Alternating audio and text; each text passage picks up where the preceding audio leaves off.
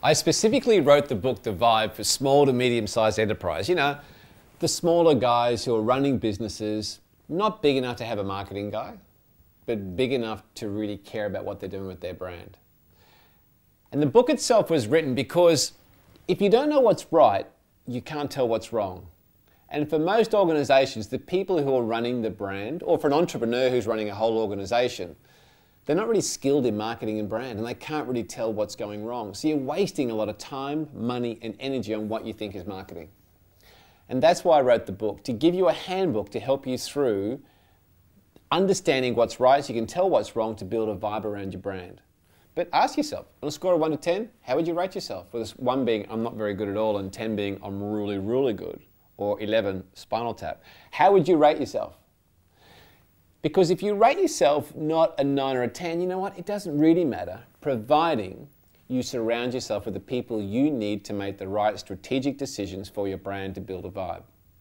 You see, the issue I see today is not many marketing teams and or management teams, or especially boards, have brand specialists working for them.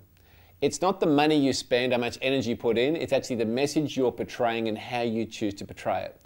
So my message is build yourself a brand counsel, because it's hard to have all the answers yourself, particularly for an entrepreneur running a business, and that's who's going to get the most out of this book. Build yourself a brand counsel, 3, 4, 5 other people, apart from yourself, that meet every 3 months to sit down in your war room, to strategize, plan, and set a direction for you getting to your brand vision. They can be people from inside the company or people from outside the company. Maybe some people who are marketing strategists who work for agencies and or just mates you know who work for other brands who are really quite cluey. Then you want some people from inside the company who understand your market, they understand the customer, they're dealing with the customers, and they're hearing what customers or your clients are talking about. You want those people in.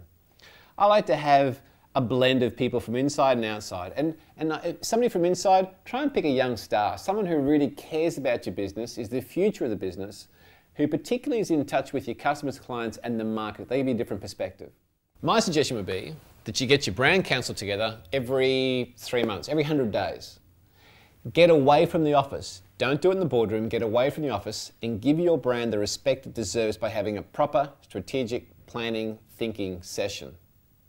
Get your team together, and don't just tack it on the back of your sales meeting or tack it in the back of your administration meeting for a half an hour. It deserves more than that. It needs a good couple of hours for you to analyze who your competitors are, where you've been, and where you're going to. You'll want to plot strategically all the steps you're going to take to promote the perception of what you want to have in the mind of your customer or client to take you towards your brand vision. And that should be done every 100 days. It's hard when you're an entrepreneur to do it on your own. You need to have people around you who share the same common passion, direction, visions, and care for your brand as much as you do. Build yourself a brand council, and you'll find those people will help you with your thinking that will take you and your brand to the right vibe and ultimately achieve the brand vision you have for your own company.